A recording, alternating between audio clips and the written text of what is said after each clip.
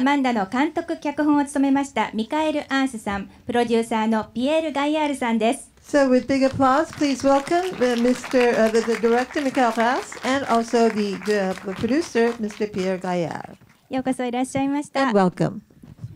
まず一言ずつご挨拶をいただきたいと思います。監督のミカエル・アースさん、ご挨拶をお願いいたします。So if we could have you make a few words of greeting, please.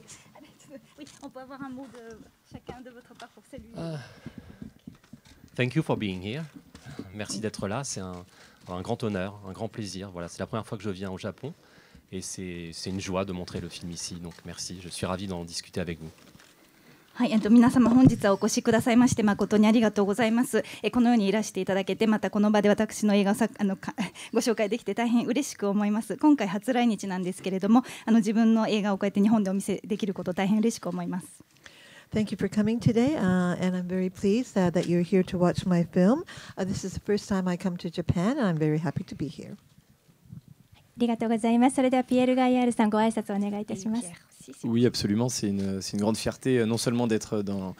sélectionné dans ce festival prestigieux, et également de rencontrer notre distributeur qui sortira le film au Japon. Donc c'est une double rencontre pour nous et un moment très important pour le film. はい、私も今回こちらに来られてこの映画祭に参加することができて大変光栄に思っております。このような非常に由緒ある映画祭にセレクトされたということも非常に光栄ですし、また日本での配給会社の方にもお目にかかれて本当に2つの大きな出会いというのがありまして、この作品にとっても非常に大事な瞬間を生きております。And so I'm also very happy to be participating, very honored to be participating in this film festival, which is a very prestigious film festival, and also we're very honored to have been selected for this film festival. We've also had the opportunity to meet with Japanese distributors, so we have had two big chances that have fallen on us, and so thank you very much. ありがとうございます。それでは私の方から一つ質問をさせていただきたいと思います。とても希望のあるオープニングから一変惨劇が起き、叔父と姪が家族になっていく姿が描かれていました。とてもメッセージ性の強い作品でしたが、なぜこのような作品を撮ろうと思ったのか、企画とそして監督をするにあたった経緯をですね、教えていただければと思います。So a question from my side, the film begins with big hope, and then it ends with very sad moments with despair. And then we see the uncle and the niece becoming one family. So if you can tell us why, as a director, you decided to choose this as a theme. Alors j'ai une manière plutôt assez intuitive de travailler, donc, mais ça vient, voilà, les films c'est toujours plusieurs choses à un moment qui s'agrègent, qui se rencontrent et qui à un moment font que l'histoire devient nécessaire. Là en l'occurrence c'était l'une des choses importantes pour moi, c'était de faire un film contemporain et essayer de capturer quelque chose vraiment de ma ville, de Paris, de sa beauté, de sa fragilité, de ses blessures, de son électricité. Donc il y avait l'envie de filmer ma ville aujourd'hui. Je voulais faire un film sur la paternité. C'est quelque chose qui me travaillait aussi depuis longtemps. J'avais depuis pas mal de temps aussi l'idée de faire un film autour de la figure d'un grand enfant, on va dire d'un adolescent sur le tard qui accompagnerait comme ça un petit enfant autour d'une disparition, d'une tragédie. On ne sait pas d'ailleurs toujours très bien qui accompagne le mieux l'autre, mais enfin voilà, deux enfants, un grand enfant, un petit enfant qui se réuniraient comme ça autour de cet événement. Et puis bien sûr, il y avait aussi les attentats et trouver une manière, on va dire, de traiter ce sujet, en l'occurrence là par le prisme d'une tragédie intime, mais de témoigner de ça aussi, que ce soit que la fiction s'en empare. はい、普段はですね、私結構直感的にはこういったものを撮りたいというふうに思うこともあるんですけれども、今回の作品に関しましては、いろんな複数の出来事であったり出会いであったり、そういったものを経て必要性というのを感じて作りました。でこの映画を撮る時は、自分はコンテンポラリーなもので、何か今のパリを描くものを作りたいという思いでやりました。ですので、パリの美しさであったり脆さであったり、そのテロなどによって得た傷ですとか、エネルギッシュなところ、そういったところを描きたいと思いましたし、父の父性についても何か描きたいという考えがありました。そして以前からちょっと子供を主人公にしたりとか、今回のように思春期を過ぎたぐらいの人と子供がですね、お互い何か、そういった悲劇を経て一緒に寄り添っていく、どっちがどっちを支えているのかわからない感じですけれども、お互いが寄り添って一つになっていくと、そういったものも描きたいというふうに思っておりました。で今回こういったテロという出来事も実際にありましたし、こういった悲劇を乗り越えてどういうふうにそういったものを描けるかという、そういった思いも込められています。So I usually work more or less intuitively, but there were multiple happenings and multiple reasons why I decided to make this into a film. But I wanted to depict Paris in a very contemporary way, the beauty of Paris, the weakness of Paris, or the tragedy, and as you probably all know that happened, and also about how it feels to be a father. And I wanted to also show how these two protagonists support each other. Is it the niece supporting the uncle or the uncle supporting the niece? But I wanted to show that type of relationship. And also Terra is something that actually happened in Paris as well. So I wanted to also depict that as part of the story. ありがとうございます。 Merci beaucoup. Et de votre part aussi, si vous voulez rajouter quelque chose. Oui, moi je peux simplement rajouter, moi je suis le producteur des films de Michael et c'est avant tout Michael que j'accompagne avant même de savoir de quel sujet il va parler. Si ce n'est que celui-ci, on a tout de suite senti que ça correspondait à ce qu'on recherche quand on développe des histoires, c'est-à-dire à la fois une profonde intimité, une résonance toute particulière dans la personnalité et le parcours de vie et d'artiste de Michael, mais également avec une réalité plus globale et plus universelle qu'on sentait poindre notamment par le thème de la paternité, par héritage, mais aussi évidemment par le biais du thème d'une ville, en l'occurrence notre ville, fragilisée et touchée en plein cœur par les attentats. Donc effectivement, on a eu la sensation très vite avec Michael que ces idées et les agrégations d'idées dont il parle correspondaient non seulement à des préoccupations intimes qui le concernent, mais aussi plus universelles. Donc c'était un point de départ très, très important pour réussir à produire le film.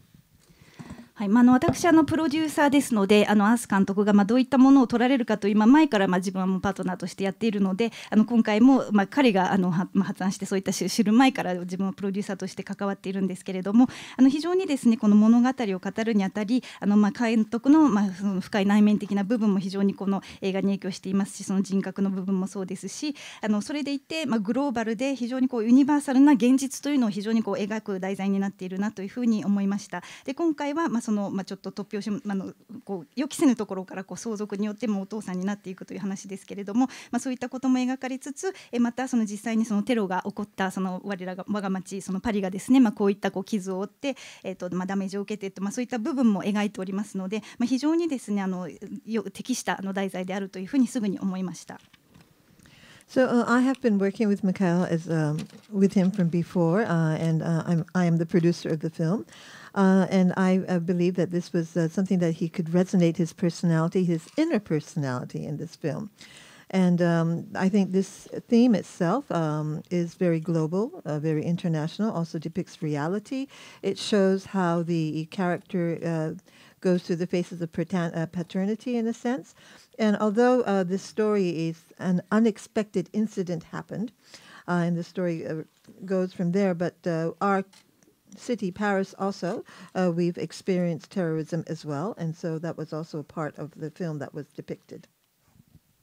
ありがとうございます。それでは皆様からの質問を受け付けてまいりたいと思います。質問のある方、手を挙げていただけますでしょうか。大変美しい映画で私も似たような経験をしたものですからすごく涙が出て感動しました。It was a very beautiful film, and I have had a very similar experience. So it was very touching for me, and it made me cry. 前半ダビッドがちらっとこうテニスをしている人たちを見るところがあって、それで後半もウィンブルドンのテニスの試合がありますけれども、でダビッドはなぜテニスをやめたんでしょうか。なんか一流ではないけれどもという説明だけだったので、ちょっと気になりまして教えてください。So my question has to do with David. We see one film in the first half of him watching tennis, and then we have the scene of Wimbledon. And I was just wondering, it says that he was not that much of a good player, but why did he actually quit playing tennis? If you can tell us a little bit about that. J'ai pas grand-chose à dire là-dessus. Non, disons que c'est une partie de la vie de ce personnage. On imagine que c'est certainement des espoirs déçus. Donc, on prend les personnages à un moment de leur vie et puis il y a tout un background. C'est quelque chose qui fait résonance, écho, effectivement, avec la séquence finale. Mais oui, on imagine que c'est ce que je me racontais, moi, en tout cas, un parcours de rêve, enfin, un rêve de jeunesse fané, quoi, enfin, qui n'a pas abouti. はい、そのことに関しては、あまり大きく捉えておりませんで、彼の人生の一部であって、昔はそういった希望を持ってやっていたけれども、どこかで挫折してというそういうバックグラウンドがあるということで、もちろん最後のテニスのシーンともちょっとこう共感つながっているという部分もあるんですけれども、ただ昔夢見ていたけれども、ついえた背景があるということで世に描いているだけですので、そんな大した理由とかそういったことはないです。Regarding that, there really isn't any big important reason. He did play tennis in the past, and he had hopes, but of course it didn't come through. And of course we see Wimbledon, so it's connected in that sense because tennis was part of his dream. But it's not something that I dwelled upon that deeply. ありがとうございます。続いて質問のある方、挙手をお願いいたします。質問は最後の、エンドロールのところなんですけど、エンドロールが流れたところに僕は90年代からパルプの大ファンだったので、ジャービス・コッカーの声が Elvis has left the building って言った瞬間に、ジャービス・コッカーの声だってすぐ分かったんですけど、どういうふうにコッカーさんと音楽を作ったんでしょうか。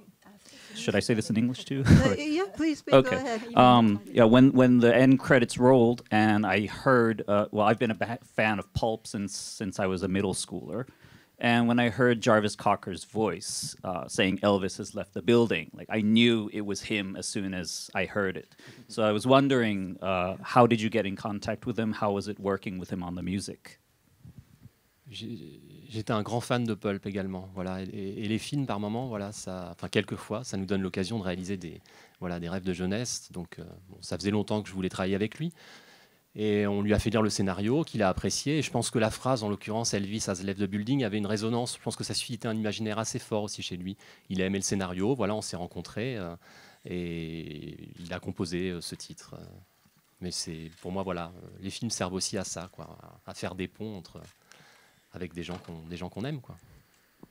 はい、私自身もパルプのファンでして、若い頃からの憧れの人だったんですけれども、こうやって映画の仕事をしているとですね、そういった若い頃からの夢を実現するということもできまして、今回その彼ともいつか仕事がしたいなと思っていたので、シナリオを読んでいただいたら非常に気に入ってくれて、でその彼が自分の想像力でElvis has left the building で曲を作曲してくれていたものになったんですけれども、元からファンで、今回そのシナリオを読んでもらったら気に入ってくれて作曲してくれて、こうやって自分が映画をしているという仕事によって、そういった子供時代の夢をつなぐということができて、とても貴重な機会でした。I have also been a fan of Pulp, and I have admired him from before, and it's like a dream come true. Working in this kind of film industry maybe has provided that opportunity. I sent him the scenario, he read it, and he liked it, and I think he resonated with it, and he decided to compose the music, and so Elvis has left the building. It seemed he understood, and it just fit perfectly. So in a way, when you're doing something like film, it's your dreams from your childhood do come true in a sense. Et pour ajouter à la petite histoire, on a la chance aussi que Jarvis Cocker vive en partie à Paris. Ce qui explique aussi que le contact était un petit peu plus facile et possible. Ça nous a permis de le rencontrer plus facilement. はい、でちょっと補足なんですけれども、そのジャービス・コッカーさんは一部そのパリでも生活をされているので、近くにいらっしゃったのでコンタクトしやすくてすぐにお会いしやすかったという環境でもありました。And if I may add, Mr. Jarvis Cocker also lives in Paris at times, and so it's easy to contact him, and we were able to get in touch and meet him. ありがとうございました。Thank you for a very beautiful and strong message I received from this movie. I am very touching. So I'm not sure my English is works, but I try to ask you in English. I wonder why the title, the book title, Elvis has left the building. Why it comes upon several times, but at the last moment, it brings me a huge emotional moment, and it made me cry. And I wonder when and where did you find the expression, and also why and how did you decide to use it?はい、とても美しい映画、そしてメッセージ性の強い映画、どうもありがとうございます。この Elvis has left the building というこの、表現というんでしょうか。これはどのように、どういうふうに、使うというか、どのように使いたいというふうに思ったのか、その辺の、背景についてご説明いただけますでしょうか。Alors ça fait partie des choses, quand je parle de choses qui s'agrègent, qui tout à coup font qu'un film peut se faire. Alors je suis tombé sur la phrase totalement par hasard. En l'occurrence, je voulais commander un disque sur un site et il n'y avait plus de disque et il y avait marqué Elvis has left the building. Donc je ne voyais pas le rapport avec... en l'occurrence, ce n'était pas un disque d'Elvis, donc je ne comprenais pas. Donc j'ai été chercher la signification de cette expression. Et pour moi, elle était très, très évocative. Enfin, elle déclenchait beaucoup de choses. Et je ne sais pas comment se sont fait les choses, mais c'est vrai qu'elle a été en tout cas un élément déclencheur pour me lancer dans l'écriture. Très vite, j'ai su qu'elle clôturerait le film et qu'elle jalonnerait le film aussi. Et ça, c'est difficile vraiment d'expliquer le pourquoi. Et puis après, c'est vrai que je trouvais beau qu'à un moment de banalité, de trivialité, de dialogue entre une mère et sa fille qui, c'est pas grand-chose, prennent cette résonance évidemment... après sa disparition aussi forte, voilà. はい、先ほどですね、今回の映画を作るにあたって、いろんな、出来事とかいろんな出会いが、重なって、この映画を作りたいというふうになったという話をしましたけれども、このフレーズに出会ったというのもまさにそのことの一つでして、で自分が、あるレコードを注文したくてネットでチェックしていた時にたまたま自分が注文したかったのは売り切れだったんですけれど、たまたまその Elvis has left the building っていうのが作品があったのが目に入ってきて、あれなんだろうこれどういう意味なのかなというふうに思って調べてみて、すごく、意味を知って、この言葉っていうのは非常にいろんな意味を含めることもできるし、いろんな想像力をかきたてるし、いろんな何かを引き起こすフレーズになるなというふうに、これはぜひ使いたいと思って、でそれのことによって、そのシナリオ書きにも非常にいい影響が出てきてくれて、でこれはエンディングにも使えるなというのは割と早い時点でも分かりましたし、伏線としても使えるなというのもすごく分かりましたし、で冒頭の方で、その母子の些細なたわいのない会話の中でちょこっと出てくるフレーズだと思ったら、実はすごくいろんなずっと流れに沿って最後大きな意味を持ってっていうふうに使いましたので、なんでどうしてっていうのはちょっと説明すると難しいんですけれども、たまたまその表現に出会って意味を知って、これは使えるなと思って使った次第です。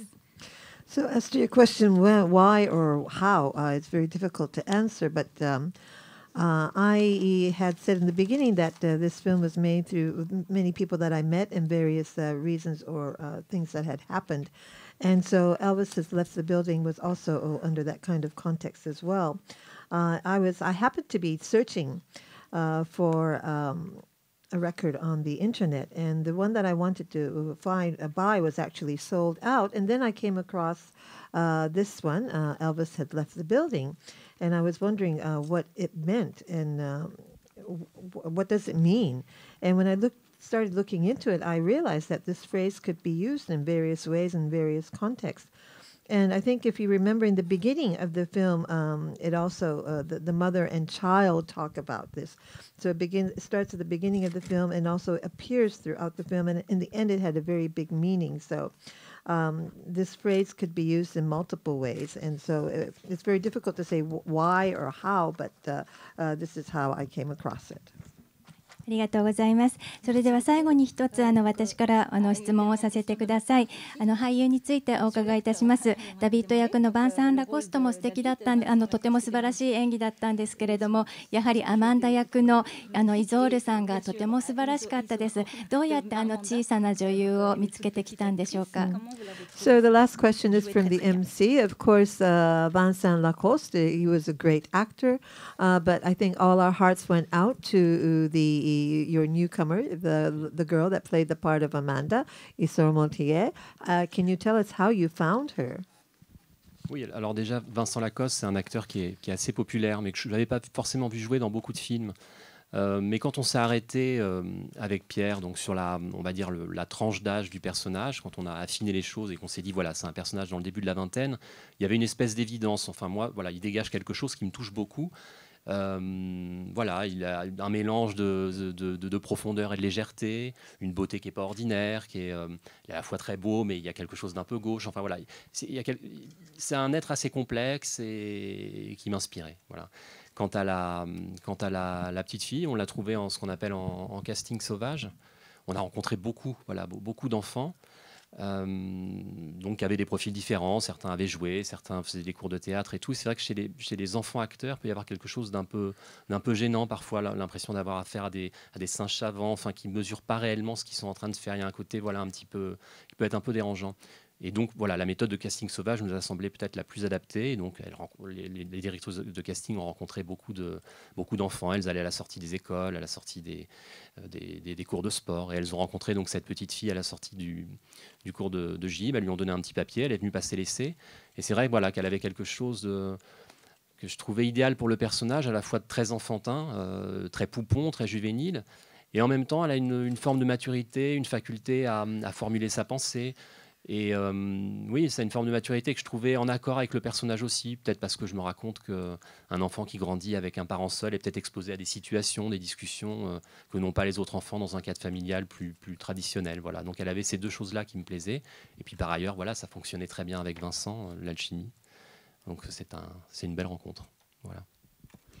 はい、今回のキャスティングなんですけれども、ヴァンサンの方はラコストの方は、非常にすでに人気のある役者さんなんですけれども、必ずしも彼が出ている作品をたくさん見ていたわけではないんですけれど、今回このシナリオの中でですね、大体この主人公の、男の子はどれぐらいの年齢層だというのを、プロデューサーの彼と話し合って、じゃあ20代前半ぐらいだろうというふうに設定しました時に、非常にですね彼がピンときたんですね。で彼というのは非常に軽やかさもあるし、奥深さもあるし、不器用な部分もあるし、美しい部分もあるし、非常に複雑味のある両面を備えたような役者さんで、非常に彼がしっくりくると思って彼を考えました。で女の子の方のキャスティングなんですけれども、いわゆるワイルドキャスティングというふうに呼んでいるんですが、実際の演劇経験のあるっていう子ももちろんあったんですけれども、すでに計算して演じているようなところがちょっとあんまり自分は好きではなくて、それで実際本当にいろんなそのキャスティングディレクターがいるんですけれども、本当に学校から出てくる子供を待ち受けて観察したりとか、何か習い事をした出口で出てくるのをちょっと待ち受けて声かけてビラを渡したりとか、そういったこともして、で今回の彼女なんですけれども、たまたまその体育の習い事から出てくる時に、ちょうど見つけて、で声かけてチラシを渡して、それで彼女が来てくれたんですけれども、彼女で非常にいいなと思ったのは、非常に子供っぽい幼い部分もありながら、非常に思考の考える思考の方がですね、非常に熟した感じ、円熟味のある部分があって、その幼いところとちょっと大人びたところっていうのが両方備わっていて、でもちろん映画の中のようにシングルマザーに育てられていると、普通の子供よりもいろんなことを考えて成長している子だろうなというのが非常に彼女の場合はすごくマッチすると思いましたし、あとそのヴァンさんと一緒にやらせてみると非常にいい相乗効果がありましたので、彼女を選びました。